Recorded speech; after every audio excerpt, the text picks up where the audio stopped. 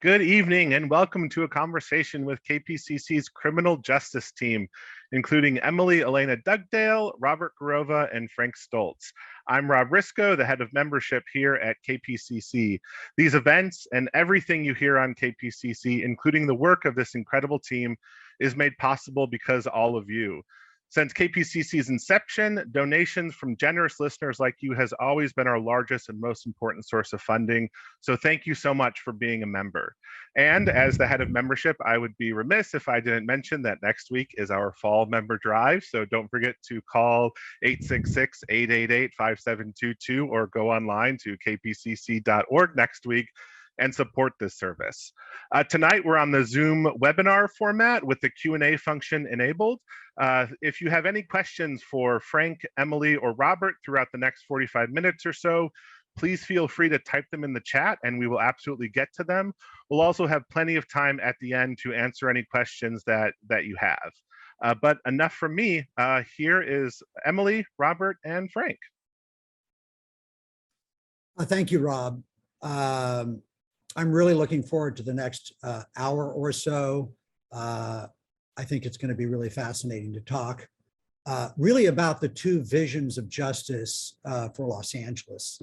You know, it is an extraordinary time in LA. Never before has the choice between two visions of justice been more stark. Last year, widespread protests in the wake of the murder of George Floyd helped fuel the election of a reform-minded district attorney, George Gascon. The election to the Board of Supervisors of Holly Mitchell, also a criminal justice reformer, and the passage of a measure to permanently shift funding from the Sheriff's Department to social justice programs to help people stay out of the criminal justice system and help people coming home from prison.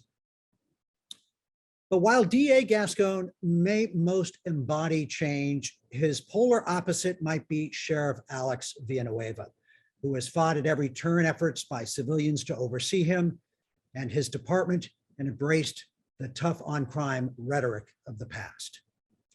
These two visions play out over and over in the work that we do.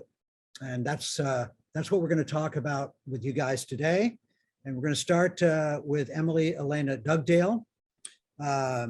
She's reported from Honolulu to New York City and from her native country, Colombia.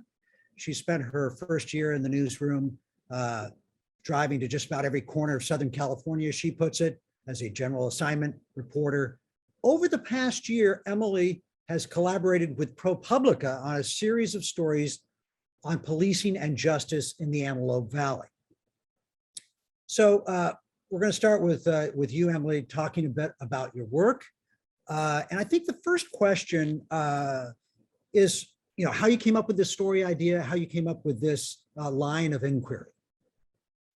Yeah, thank you, Frank. And hi, everyone. Thank you so much for tuning in. So I started in the Antelope Valley. Oh my gosh, it was in summer 2020 after the George Floyd murder. There were so many protests across the country, but also in the Antelope Valley. What was also happening at that time was there was this series of hanging deaths of Black men, very unusual deaths, and they got a lot of attention.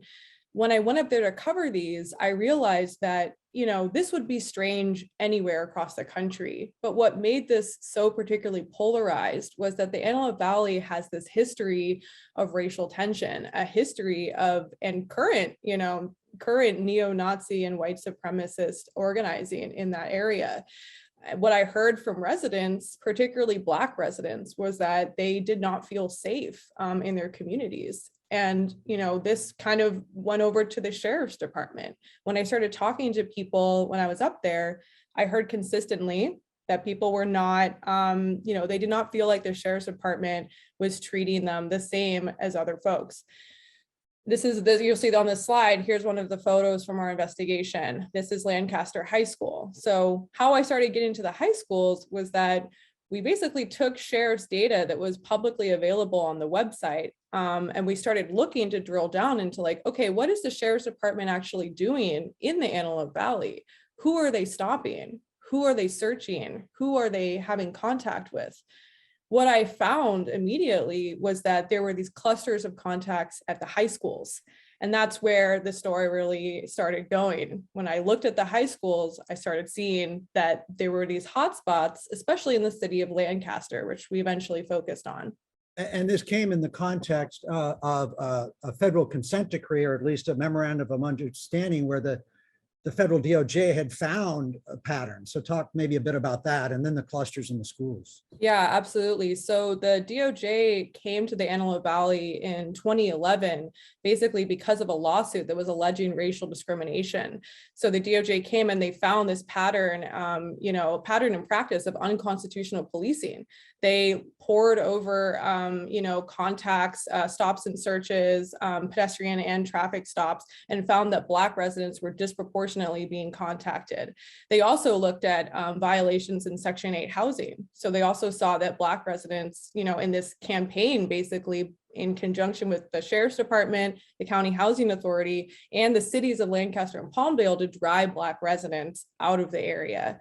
So in 2021, that was still very fresh in the minds of a lot of people, and they felt like that settlement agreement was not solving the issues in their communities. So you started to look specifically at the role of sheriff's deputies on high school campuses, which was an issue that was bubbling up already. Yes, so around the time that I started looking at this, there was a petition by alumni of the Antelope Valley Union High School District. That's the only public high school district in this area. And the petition said, we want deputies out of the school. They don't make us safe. We're Black and brown students. They're detaining us. They're handcuffing us. We want out. So that was kind of already going on. We knew about that, and I'd heard from some of these students. But when we started looking at the data to see that, is what they're saying, like, is this really happening? We started seeing that, in fact, Black students in particular on this campus were disproportionately detained and cited by sheriff's deputies who are assigned to these campuses as school resource officers. So all of the high schools in this area have an assigned school resource officer on campus. Talk about how it plays out on campuses, what you found in terms of the interplay with school officials, with the deputies, and then the students. Yeah, so what we found, and this was through, the sheriff's own data and also through these interviews, was that a lot of these contacts with sheriff deputies and students, they were initiating with school staff. They were initiating with, teachers, school administrators, who were basically involving sheriff's department deputies into basically what our experts had, characterized as routine discipline issues. So we saw a lot of, deputies getting involved with fights. We saw a lot of deputies getting involved with minor, like drug stuff, like, having, smoking in the bathroom, having cigarettes, that kind of thing.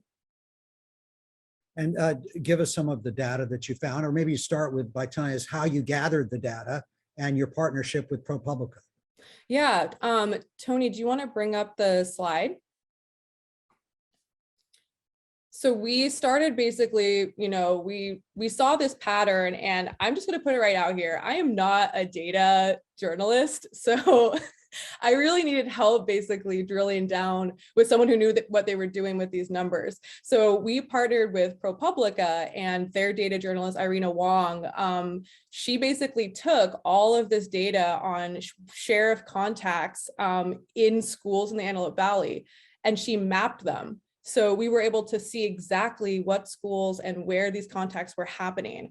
And so when we did that, we saw a couple things, and I'll just, we had a lot of findings. So I will just say some of the top findings was that we found that Black teenagers in Lancaster schools only made up 20% of the population, but they made up 60% of these contacts with sheriff deputies.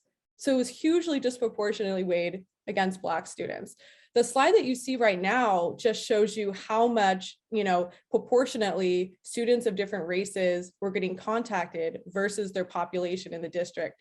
So you'll see that this top one here, Lancaster High School, which is the school that you saw in that previous slide, Black students were getting contacted 4 times as much as expected based on their population. So you'll see in this graph that Black students are way over here in terms of getting stopped versus other races and white students are less than expected. So we took that data and, I think it paints a very clear picture of how Black students are treated on these campuses. The statistic really popped out at me because, Black people are shot at 3 times their rate of the population by law enforcement in LA County too. So this idea of Black people getting, targeted, at 3 times their rate of the population starts at a really early age. Yes, I mean, basically what our experts kind of have explained is that this is what the school to prison, it's school to prison pipeline. It's kids getting involved into the system very early on. And then once you get in the system, it's very hard to get out of that system. One thing that we saw was that deputies, who I interviewed for the story were saying, well, this is just a citation. It's not such a big deal, but these citations have serious consequences for students. You can face as much jail time, you can face fines. If you get lucky, you'll get probation or community service. But we talked to a student who was arrested on campus, and he was charged with a felony. Talk a bit more about him. It's a heartbreaking story. Yeah, Tony, do you want to bring up the slide with the student with glasses?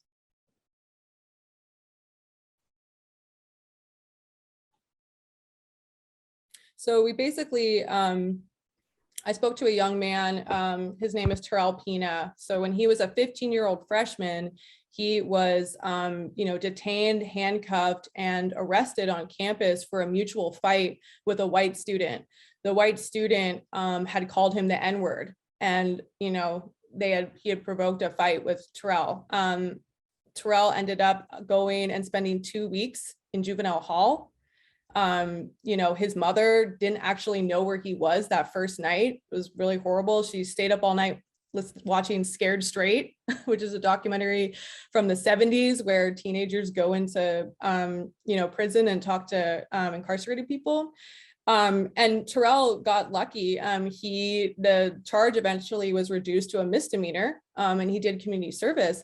But he ended up facing, serious consequences as a result of this. He became highly anxious. He actually told his mom that he didn't want to live anymore. And just recently the school called him back, family back, and said, hey, we'll let him back in. We'll let him back into the school. He was expelled as a result of this. They said, we'll let you back in. We want him to play football. And his mother said, no, my son is going to be 18. If something else happens, he's not a minor anymore. He could go to jail. So, the whole story really, I think, shows how detrimental, sheriff involvement can be on young people for, kind of minor things like a fist fight at school.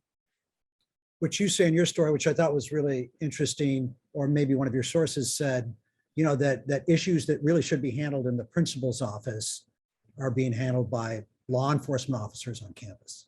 Yeah, that was our expert, Daniel Lowson. He's with UCLA Center for Civil Rights Remedies. And he said, quote, they're turning the principal's office into the police station. So, a lot of this, it's a really concerning pattern for a lot of people. And what Daniel and experts have said is, if you remove sheriff deputies from these campuses, and invest in mental health, trauma-informed care, counselors on these campuses, that can do a lot when you're in an instance where a kid is having a health crisis, having normal things that happen to kids. They get angry, they fight, they lash out, their brains are like this big. So that's something that we've heard as a solution from experts is to minimize deputy presence. Yeah, they're not adults yet. Their brains are not fully developed. One last question. There are plenty of people who in your reporting said they do want deputies to remain on campus.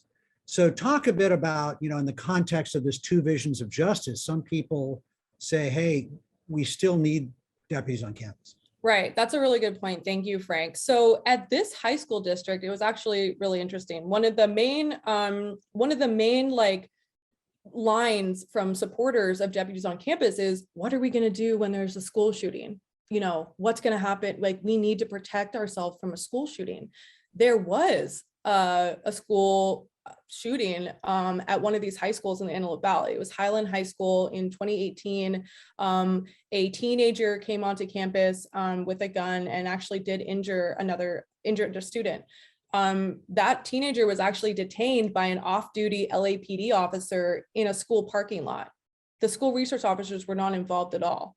So it's something that we do hear as an argument for having deputies on campus, is we need them for school shootings. But in fact, the experts and the data actually show that school resource officers do not prevent school shootings. There is no evidence of that happening. And I said that was the last question. One other quickie before we go to Robert Garrova. So there was a vote on whether or not to keep the sheriffs on campus, and there's an ongoing movement to kick them off. Just kind of wrap it up with that. Yeah, sure. So there is this movement that was started, with this petition to remove the deputies.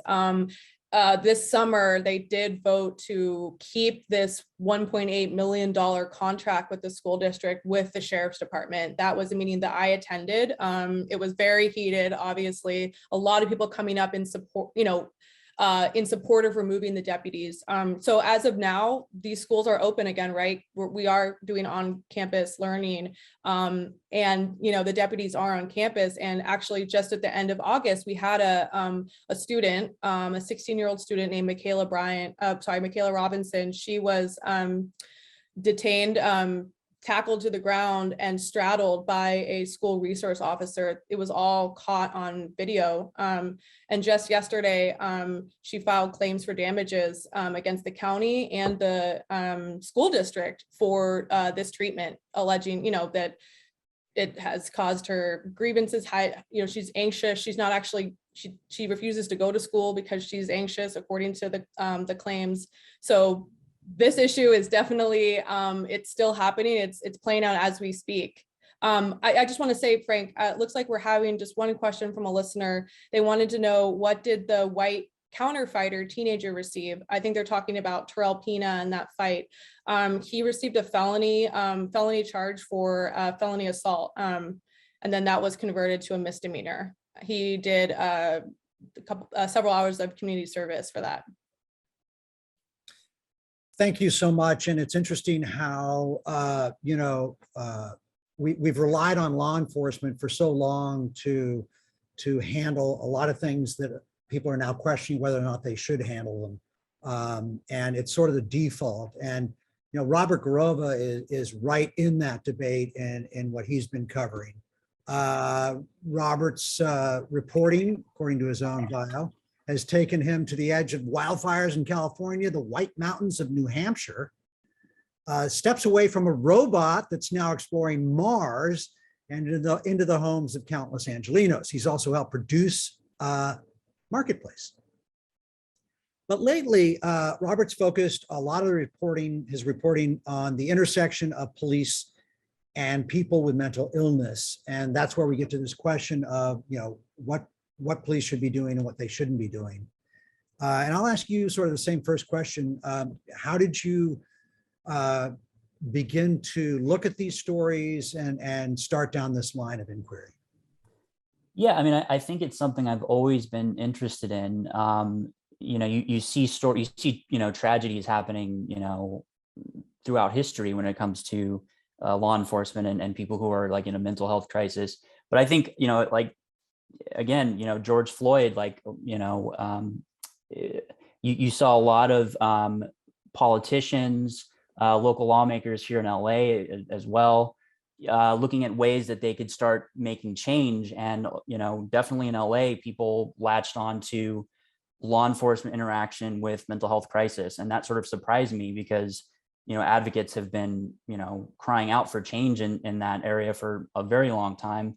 And post-pandemic, post George Floyd, you started to see here in LA, you have, the city looking to work off of a model out of Eugene, Oregon, which sends a crisis worker and a medic instead of police, to mental health crisis calls. So I don't know, that kind of surprised me that you really saw lawmakers like really looking at models and outside of LA and saying, how can we change our interaction with people that are going through some of the worst times of their lives.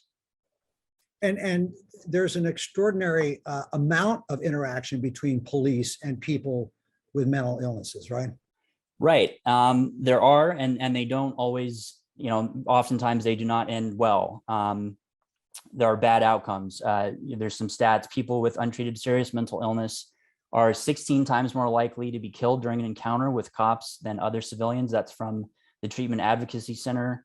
And according to LAPD's own data, 25% of people shot at by Los Angeles police officers from 2015 to 2019 were perceived to have a mental illness. So, I've definitely done some stories just this year where you continue to see this happen and people saying why. Talk about one of those stories. You choose the one that might best illustrate the challenge. Yeah, I mean, I think one of the ones that was most frustrating and alarming to me was the case of David Ordaz Jr. Earlier this spring. He's a 30-some-year-old man who was experiencing a mental health crisis. I think we're going to pull up. Yeah, here's a picture of David Ordaz there in the middle, and that's his family, his kids. He was experiencing a mental health crisis at his home in East LA. He was armed with a knife. His sister, who was very close with him, was worried that he was going to take his own life. So she called the sheriff's department, which she had done before. David had been diagnosed with anxiety disorder. She had called the sheriff's department in the past, and they had come and helped and gotten him the treatment that he needed at that particular time. Things went very differently this day, in March. She called the sheriff's department. They actually dispatched one of their special teams, sheriff's department's mental evaluation team. They have a armed deputy and a clinician that's specially trained to help in these sort of situations. They did not get there in time. And a number of other deputies showed up who, possibly did not have the training that they had, shot a beanbag at David. And he kind of stumbles, looks as if maybe he's going to turn away. Then they open, live rounds on him, shoot him several times in front of several family members. And it struck me because essentially what you have happen after that is, several of his family members have become activists, and they sort of become, just another family that's sort of screaming out for help with law enforcement interacting with people who are having a crisis. Talk a little bit more about these mental evaluation teams, because it seems like law enforcement for a few years now has even themselves recognized, we need a better response to some of these situations, and why this one didn't get there in time. Well, I guess I'll take the last part of that. I mean, this one didn't get there in time. I was told by I think he's a captain at that point, who headed up that team, because someone was out sick, he said, and there wasn't a team that was close by to go handle this. So someone was coming from farther away. So, that sort of illustrates what law enforcement, and I know some within the sheriff's department will say is, we need more teams. That's the way we're going to handle, more crises like this. But that it's definitely not a widely held belief. I mean, there are some people who say, while, they can lead to better outcomes if you have a clinician and you have these really well-trained deputies, some say that there should not be a firearm involved in these situations at all, and then it should not be law enforcement involved. It gets really complicated, and it gets difficult because, when someone is armed, it's like how do you respond to that? And that's still very much a question. So how many teams does the sheriff's department and the LAPD have? How many do they need? And as I understand, they're not really first responders. In other words, usually it's just regular deputies that show up, and then they become an afterthought, which I know you've kind of reported on. That should be reversed sometimes. Yeah. Well, I know that the sheriff's department says that they need to, in the past, that they need to double the amount of teams that they have. You know, the sheriff's department, they do dispatch them at the same time as the other deputies. So, you know, they're not waiting on, you know, maybe the less trained deputies to show up first before sending those folks out. You know, I mean, I think what's kind of interesting is that none of this is cohesive. You know, I mean, you talked about the LAPD. The LAPD has the mental evaluation unit, which is a slightly different name from, you know, what the sheriff's does. You know, so there's a lot of sort of disjointed response to this. And definitely on the law enforcement side, they will say that there's not enough teams. However, you know, most law enforcement I've talked with don't want to be in the business of responding to mental health crises, you know, to begin with. So, in other words, police officers got into policing to catch bad guys, not to deal with somebody who's experiencing a crisis. sure. Yeah. Okay. Talk a bit more about some of the solutions you've been looking at. You talked a little bit about that at the beginning. And also there's a question here about LA already having a shortage of available mental health clinics and facilities. So that's obviously part of the problem. So maybe I'm getting ahead of myself on the solutions. I mean, you recently wrote a story about why that is, why there are so few beds. Yeah. I mean, yes, that's a huge part of the problem. I think, you know, any response that we have is sort of looking at it from, you know, the wrong end. I mean, the idea is that you would have the treatment and the care for people so that they don't get into crisis. So, you know, LA County Department of Mental Health will tell you that they have half the number of treatment beds that they need in order to help people in various levels of you know, experiencing mental health crisis or having, you know, mental health issues. Yeah, and sorry, the other part of your question was? Well, the other question is there lack of beds, but you're looking at also solutions in terms of right, yeah, where this debate's headed. Yeah. Yeah. The solutions, I mean, so I was talking about the COOTS program earlier. LA City has a request for proposals that they're putting out now to base a unarmed crisis response model off of this program out of Eugene, Oregon, which does not involve police, at least on the front end. You know, that would be a pilot. You know, and it hasn't gotten up off the ground yet, but it could, you know, by the end of this year or early next year, the city says. You know, what's fascinating to me about that is we're kind of on the cusp of what we could see as a fourth emergency response arm. You know, we have law enforcement, we have fire, we have emergency medical services, and, you know, we could see this fourth arm that is just responding to people who are having, who are intoxicated in one way or another, who, you know, may be wanting to take their own life or having some other sort of mental health crisis, maybe stemming from a serious mental illness. So there are solutions like that we're seeing around, you know, coming up there. You know, there's also right now, actually, the governor has a bill on his desk called the Crises Act, which would set up a bunch of grants so that alternative crisis responses could be funded, and sort of pilot programs could pop up around the state. You know, we'll see if he signs that or not, but a lot of folks, ACLU of Southern California support that. Black Lives Matter LA support that. So there's that, and then there are grassroots groups that are doing this work already, sort of training people how to notice mental health crisis and how to de-escalate situations and things like that. So there's quite a bit, actually. Yeah, one of the challenges in LA always has been scale. You know, the problems are so large, the need is so great. You know, getting some of the pilot programs or some of the solutions to scale in LA, historically a huge problem. One other question. what's most surprised you as you've looked deeper into this, into how the systems work, into how people are reacting, into how the political systems worked around it? I kind of brought it up before, but I think that just how disjointed this system really is. There's in LA County, there's a different response, from almost every city that you're in. A lot of times they don't talk to each other, from some of the unarmed efforts that are sort of already underway, they're deeply understaffed. I think, definitely the Department of Mental Health would tell you.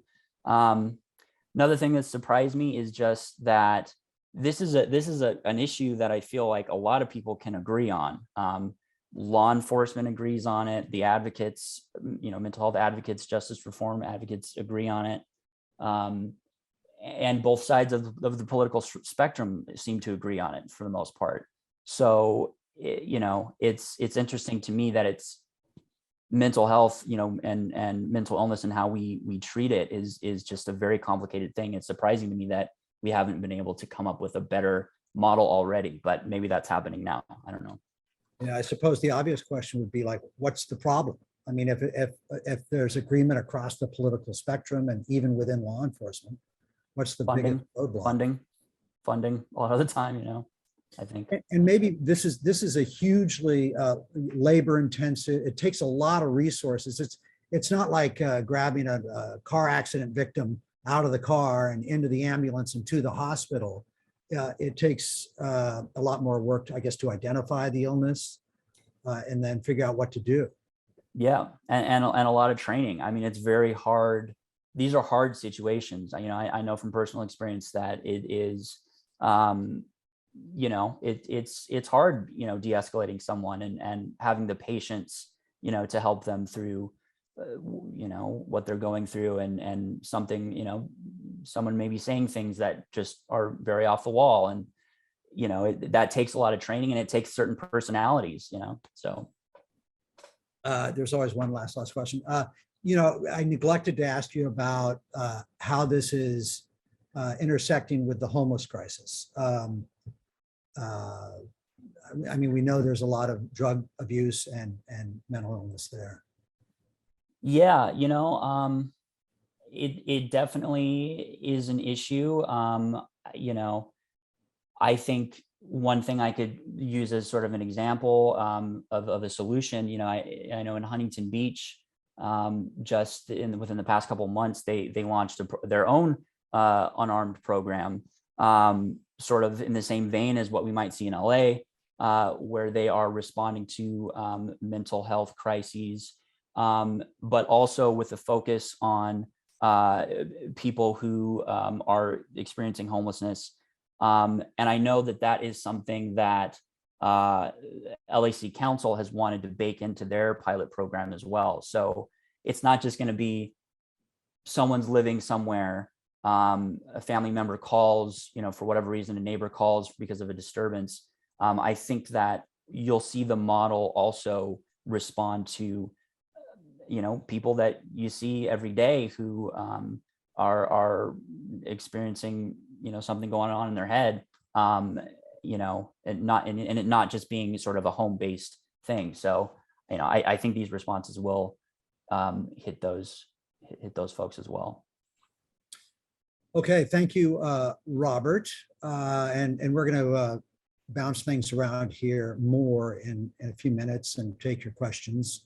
I was going to talk briefly about some of the stuff I've been working on. In case you don't know me, I came to LA in 1991 as a very, very young reporter on New Year's Day. And 2 months later, Rodney King was beaten by the LAPD. And a year later, the night before the riots, the rebellion broke out. I was in the Nickerson Gardens housing project in Watts at really was an extraordinary rally of rival gangs that had brokered a truce. And so, my interest in criminal justice right off the bat, grew, and And today I'm, working with Emily and Robert to cover really, looking back over since 1991, it's just a completely and extraordinarily new movement for criminal justice reform in LA. I've been covering a lot of Sheriff Alex Villanueva. Just to make it clear, he heads the largest sheriff's organization in the country. It's an extraordinarily powerful position, the most powerful probably in LA County. And his election was extraordinary. He ran in 2018 with the support of both the deputies union and the Democratic Party. Typically not two groups, that get in bed with each other. And along with his promise to kick ICE out of the jails and his ability to portray the incumbent, Jim McDonald, as a Trump supporter, which he did not show any alliance to Trump, he was able to get elected. The crazy thing is that he was only a lieutenant at the, he was retired as a lieutenant, which, that's not a very high position in the LA County Sheriff's Department. I think he had supervised maybe 100 people. So he comes into this job. He had a graduate degree and PhD in public administration from Laverne University. And he'd been known in the department as sort of a troublemaker, a maverick, somebody who went against the grain, and when he took office, there was trouble right off the bat. If you remember back then, he rehired a deputy who had been fired for domestic abuse and lying. He had been a top campaign aide. And, so immediately, there were red flags. And as we know, it sort of has been downhill from there in terms of his relationships with people he needs to work with, like the Board of Supervisors and the Sheriff's Civilian Oversight Commission and the Office of Inspector General. He sees all of them as political opponents, and he regularly criticizes them as part of the political establishment that doesn't address problems, and only he sort of is able to address the problems of LA. That might sound familiar to somebody who held the White House not too long ago.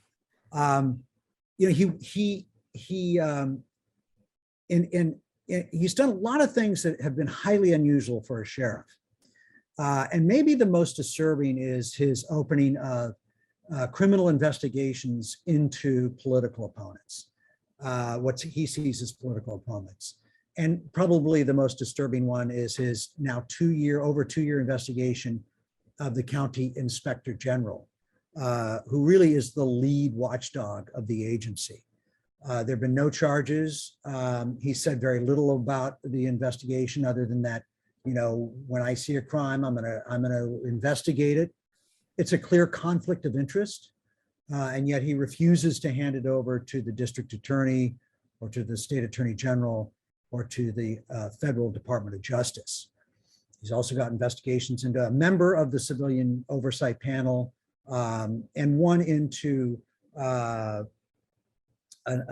person who now works in the DA's office who was involved in the previous administration, involved in disciplining deputies. The other way he was unusual, has behaved unusually, is he went out to Venice, as you guys know. I think we covered it a lot, where he, had his homeless services team go out there and, again, on this theme that only he can solve this problem, this homeless problem in Venice. The political leaders were failing. And, it's far from clear if he made any difference. There were plans to address the homeless problem in Venice long before he arrived. But, it got cleaned up, not long after, and, he's taking the credit. He's up for re-election next year. Homelessness is expected to be a huge issue. So it was in some ways a very savvy political move. Hey, Frank, can I ask you a question? We have a listener question I think you will like, and you're talking about all these investigations. Our listener says, where are things at with an investigation into the decades-long history of LASD gangs? Is the California Attorney General involved at all? So maybe you can talk a little bit about, you've been so involved in the Banditos stuff. Maybe you can talk a little bit about that. Yeah, it's a great question. The state attorney general has, opened up this wide-ranging civil rights investigation into the sheriff's department. He hasn't mentioned deputy gangs specifically, the attorney general, but it might be safe to assume that he probably is looking into that. He's looking into excessive use of force, false arrests, planting of evidence, the whole gamut.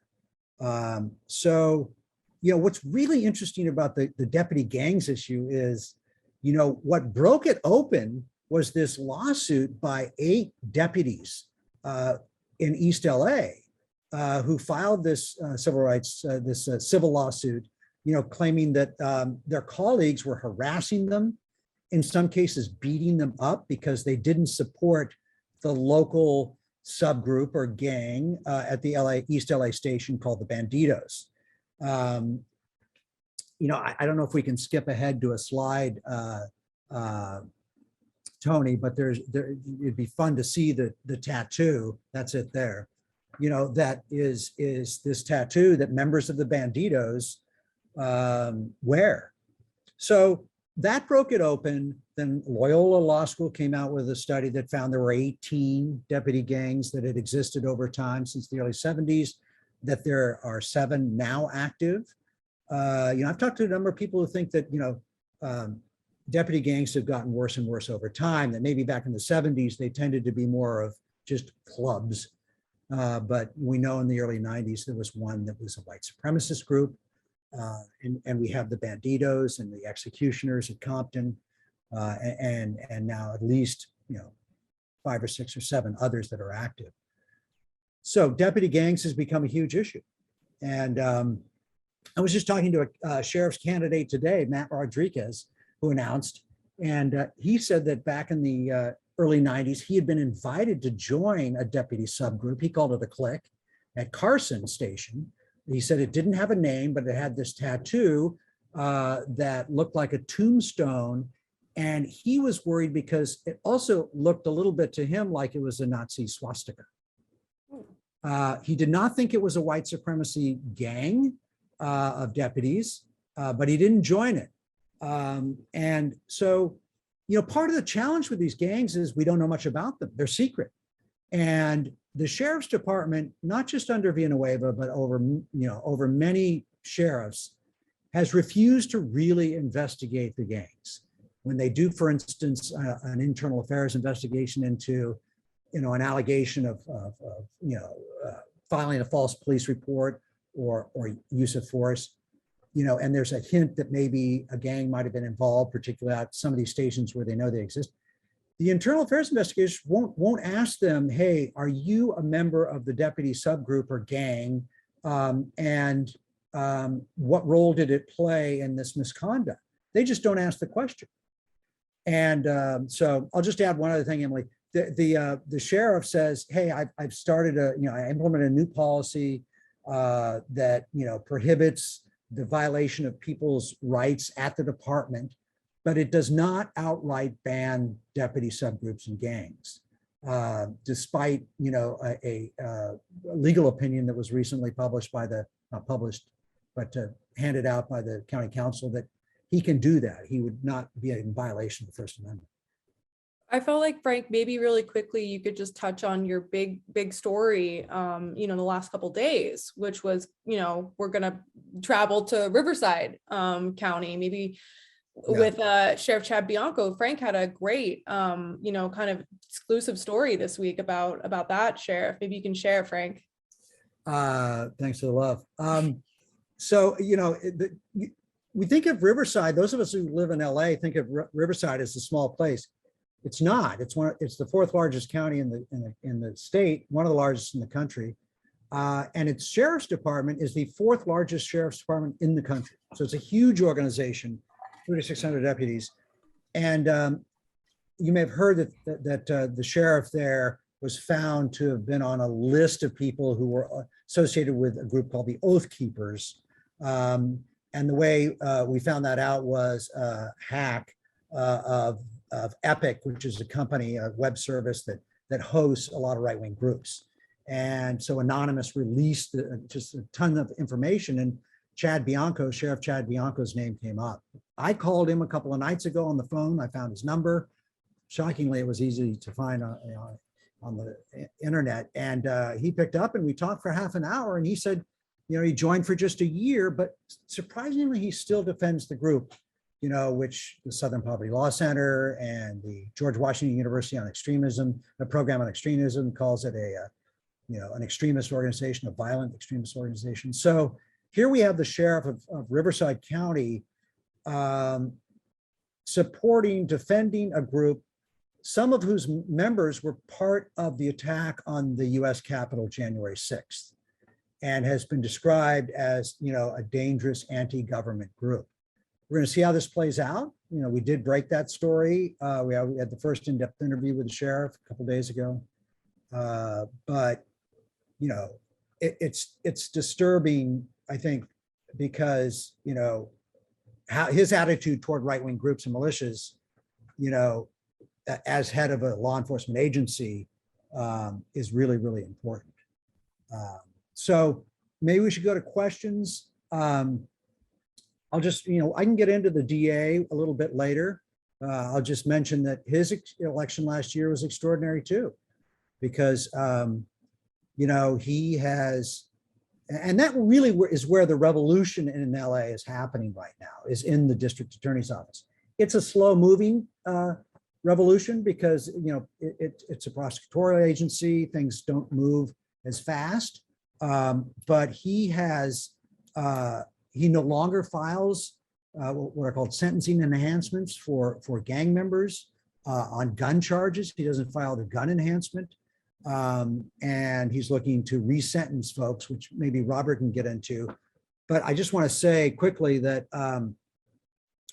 he essentially is looking to reduce prison sentences for people convicted of crimes by a significant number of years.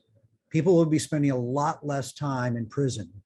A gang enhancement can run 10 years. You do a robbery, it's 3 years. Plus, if you do it in the service of a gang, it can add 10 years.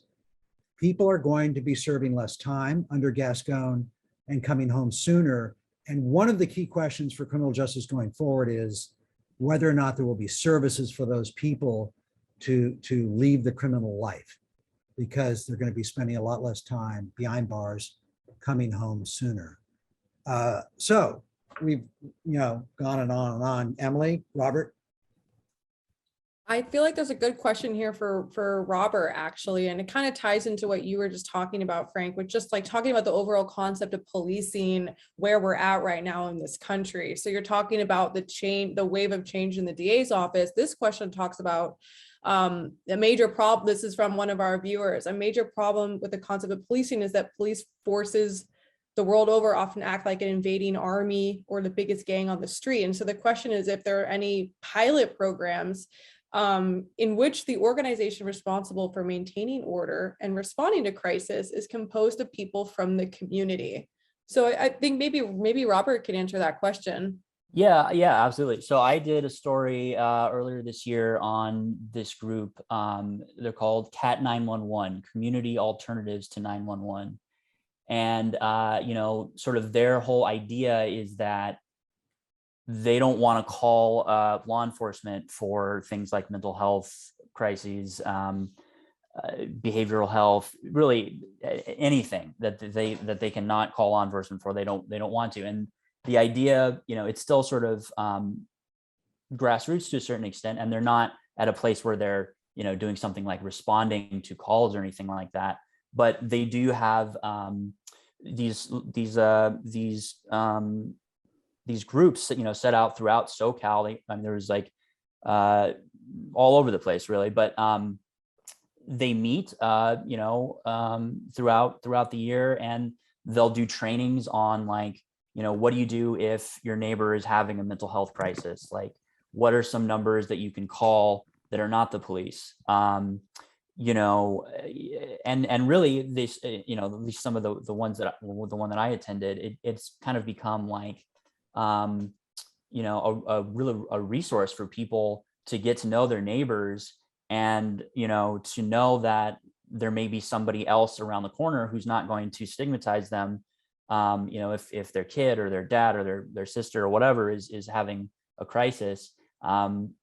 You know, so I think that's one really interesting place to watch. And you could see things like that, you know, if the governor signs this this bill. I mean, you could see programs, maybe not that one in particular, but like that, get funding to actually start to make change there.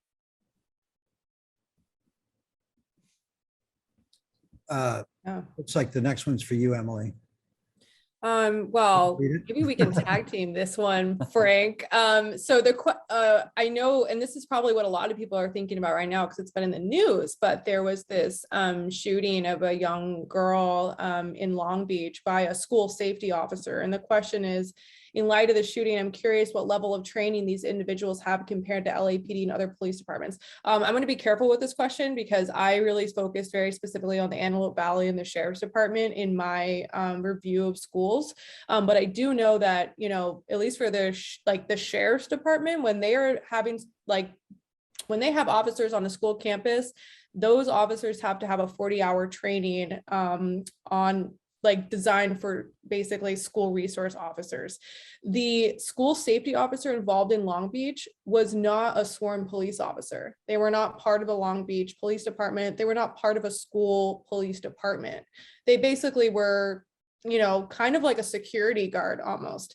The Long Beach school, I believe, has come out, Unified School District has come out and said that that individual did have some training. Frank, maybe you know a little more than I do on this particular subject. Well, you know, typically these officers don't get the kind of training that LAPD officers get. You know, and particularly in the use of firearms. You know, this might be a good place to mention, you know, that you know, training is a huge issue, how officers are trained. I remember going out to the LAPD Academy one time and watching them. And there was a little old, you know, they had a little old lady in a car in this kind of mock, you know, street with, you know, buildings. And there's a little old lady with a pink purse. And, you know, she pulled a gun out, you know, every time to catch the rookies, you know. So they teach police officers over and over and over again that anybody can pull a gun on them, you know. So you know, it's hard because it's, you know, a decision about whether or not somebody's got a gun. And the one thing I'll say, yeah, I don't know what I guess my point in that story is, how often does a little old lady with a pink purse pull a gun? But what I want to say about that shooting in Long Beach was they shot at a moving car. The officer shot at a moving car, which both the LAPD and the Sheriff's Department have since, in the last few years, you know, outlawed. They don't allow their officers to shoot at moving cars because if you disable the driver, you're going to have a car, you know, this big car careening all over the place, probably, you know, in danger of other people in the public. It doesn't make sense to shoot the driver. I don't know if that answers the question. And I believe, Frank, that the school came out and said that was not that was also not within like the policy of that particular officer. They said themselves that was not what was expected. Well, maybe we're burying the lead here too, which is a term of art in our business. Was it the Long Beach Telegram that reported that, or did you find out that the officer had worked at 2 other places for like 6 months at 2 other police jobs and then got this one? They'd worked in Los Alamitos Police Department and Sierra Madre, but this isn't our, you know, this isn't our reporting. This is reporting that the Long Beach papers have completed, but that he was a police officer for an amount of time before he became a school safety officer. Maybe back to Robert with a question, which is about a little bit more at the intersection of, I think, kind of mental health and disabilities. This question is, what are solutions for adverse police interactions with the intersection of mental health and disabilities such as autism or the deaf community? That's an interesting one.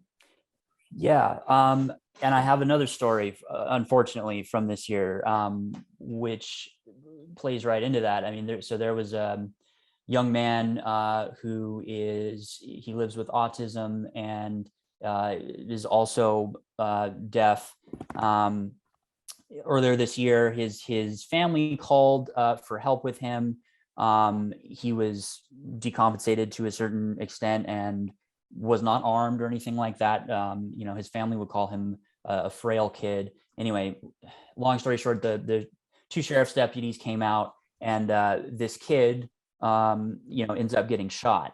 Deputies say that he reached for their gun, but that, the video doesn't, body cam video doesn't clearly show that. So this is another, massive issue. This is, more of a developmental disability versus maybe behavioral health, but very similar sort of interactions with law enforcement. I wish I could say that there was some, huge solution for people, with autism specifically.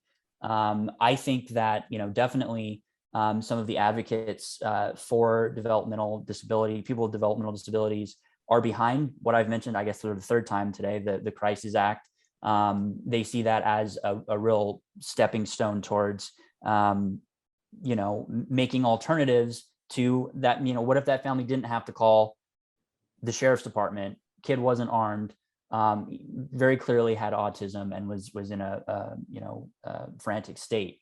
So I think that's one thing that's to some degree helpful. And I guess that's just answering the question with how bad the problem is. But I think people do realize that people with autism, that is also, those interactions are also very scary.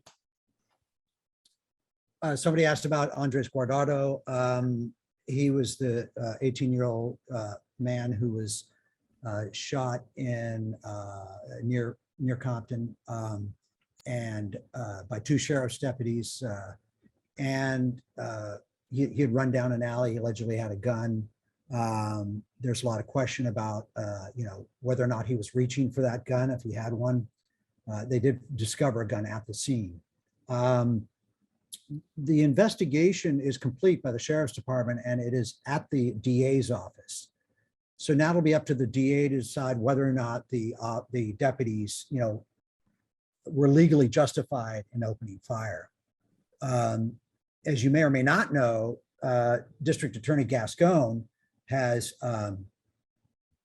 promised to look to more closely scrutinize police shootings. In fact, he's looking at all fatal police shootings going back under the previous DA to see if charges should be filed in those shootings. He's already filed charges in a Torrance shooting where an officer allegedly, continued to fire. Actually, the video shows he clearly continued to fire at somebody, a black man who was running away from him.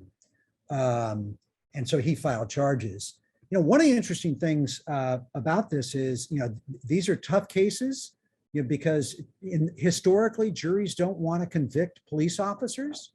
But the question is, have juries changed in their attitudes?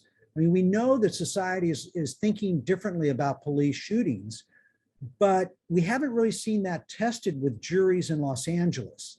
We did see that tested, in Baltimore. The George Floyd case was an outlier, but mostly cops have not been convicted. So if the DA, files more charges against police, it'll be interesting to see how that plays out. This is one reason that we expect possibly police unions who opposed him in the election, but sat out in the first effort to recall him. We'll see if police unions get involved in the second effort, and there's going to be another one. George Gascon has become a lightning rod. even within his office, longtime prosecutors don't like the idea of these shorter prison terms that he's seeking. One more thing on Guardado, there was a coroner's inquest into the shooting, and there have been a couple of others into other shootings, but these inquests have turned out to not be much. Almost more of a political move by members of the Board of Supervisors to ask for a coroner's inquest, but they haven't necessarily revealed anything new or prompted any more transparency from the sheriff's department.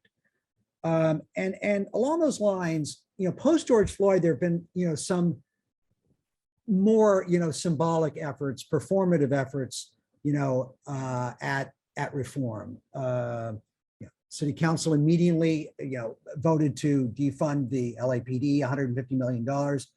Most of that has been restored. So part of our job, with Emily and Robert and myself, is to figure out what's real, because there's a lot of people that are wanting to look like they're reformers nowadays, who aren't necessarily. And I think that's, because the continuing strength of police unions and with the crime rate going up, continuing, getting ourselves out of 40 years of fear of crime, of draconian, tough on crime policies, is taking time. That's all. Well, Frank, this might be a good, actually you segued to like a really good kind of comment that a listener had that was really talking about how in their mind, crime is largely a symptom of other societal issues. Utilizing trained police to prevent crime is not the correct solution. This is what the viewer is saying. Society needs to effectively address the root causes of crime to lower the incidence of crime. And I'll just say that in my reporting in the Antelope Valley, that was something that even the sheriff's department basically said was like, I think we need to get to the root cause of why there's so many of these contacts with kids. And the teachers, some of the teachers and students were like, well, it's systemic racism. Like, this is racism. This is a huge part of this conversation. So I'd wondered what maybe both you, Frank, and Robert might say about this comment from this viewer.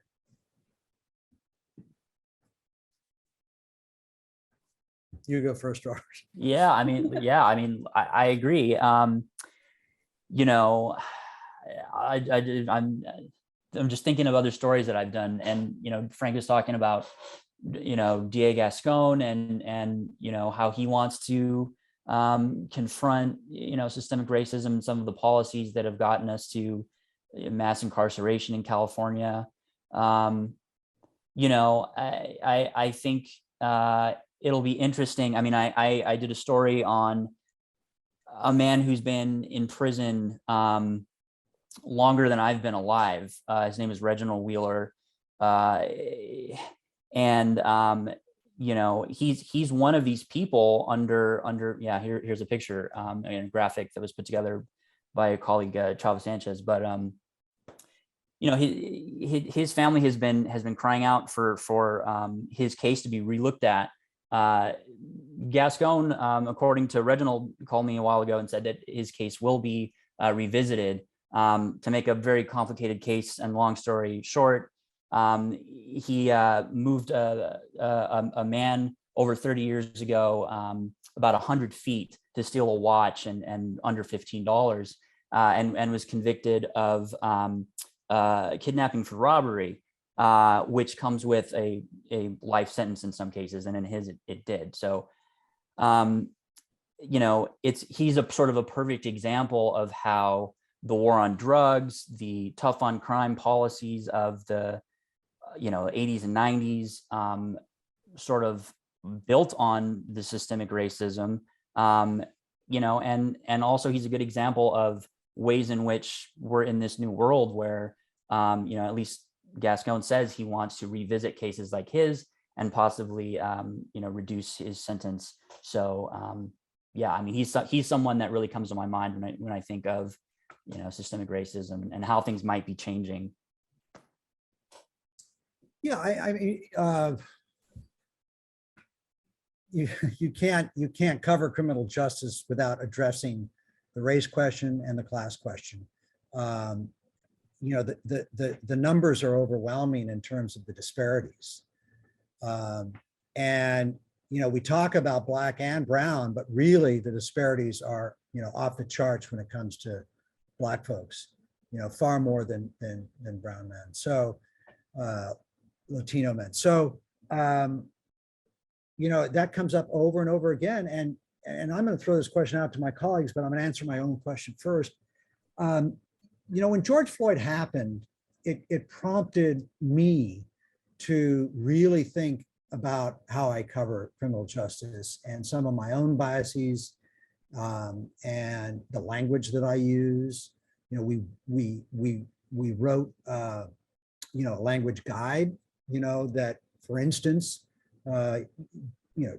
we talk about jail inmates. We don't say inmates anymore. We say people who are in jail, because many of them, of course, are not yet convicted. They're awaiting trial. There are other examples. So, I think for me, the other thing is that, if somebody had a gun in a police shooting, we didn't pay a lot of attention to it because we assumed it might be a good shooting. We look more closely at that now,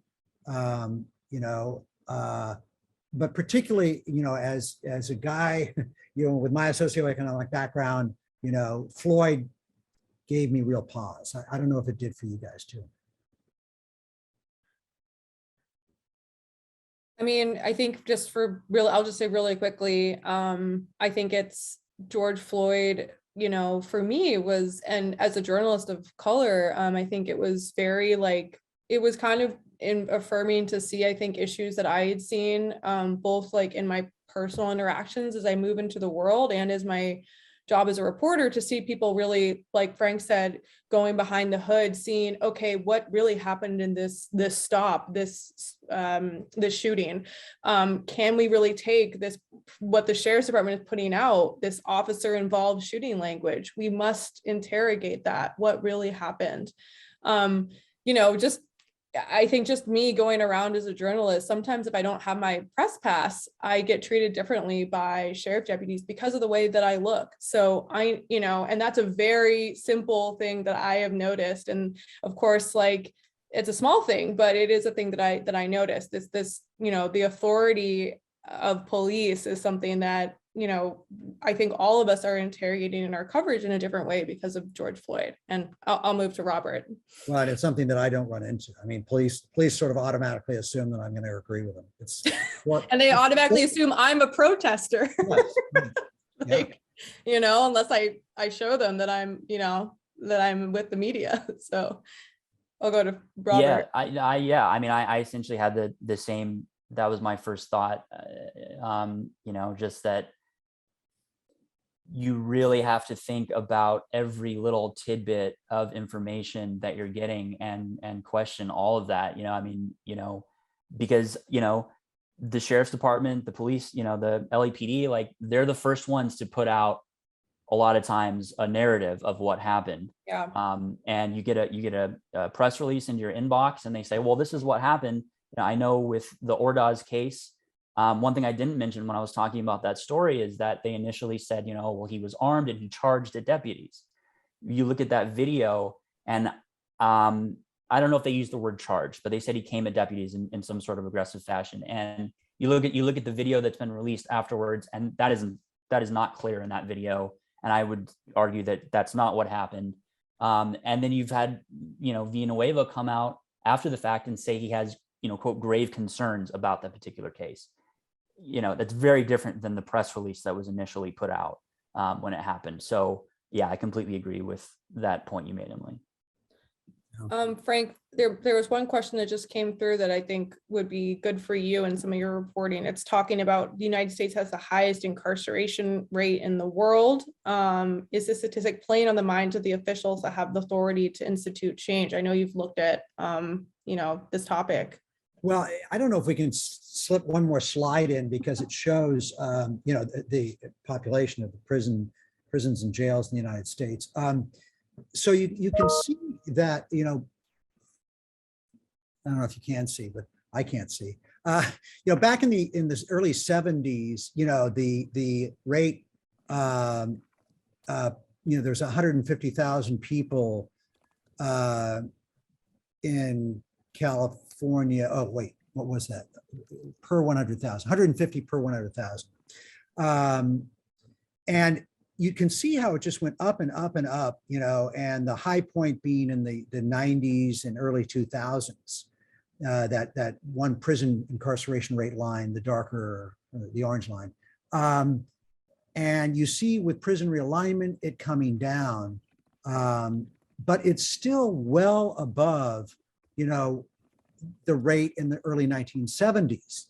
And then the jail incarceration rate has ticked up because we've shifted a lot of people who used to go to prison to jails instead, with the idea that they'd be closer to home, they'd serve shorter sentences, but jail populations are going up. And so we're still a lot, you know, my question sometimes is, are we a more criminal society than we were in the early 1970s? Are we somehow, you know, more people are criminals and committing worse crimes? You know, that I don't think that's the case. If people, to answer your question, mass incarceration was not even a term that people, you know, wasn't in wide use a few years ago. Now it is, and I think policymakers are responding to it, and they do, you know, consider it some. There's a huge debate around Men's Central Jail right now, and whether or not, you know, how is it going to close, and to what extent will it be replaced? Because this holds 4,500 people now. So I'll end on saying that it's going to be a big year next year in terms of, you know, this sheriff's race. I think the homelessness issue will be a huge issue, you know, and that intersects with criminal justice in the LA mayor's race. And then this second effort to recall George Gascon. So this tension between these two visions of justice is still there. You know, there's a real fight and struggle going on over, you know, what direction LA County is going to take. So Thank you. Thank you guys. Yeah, thank you. It was fun, Emily and Robert. I don't know if it was fun for the audience. But yeah. Hope so. Thank you all for joining us. And I think that's about it. Thanks for Tony Federico for engineering all of this and the rest of the support staff.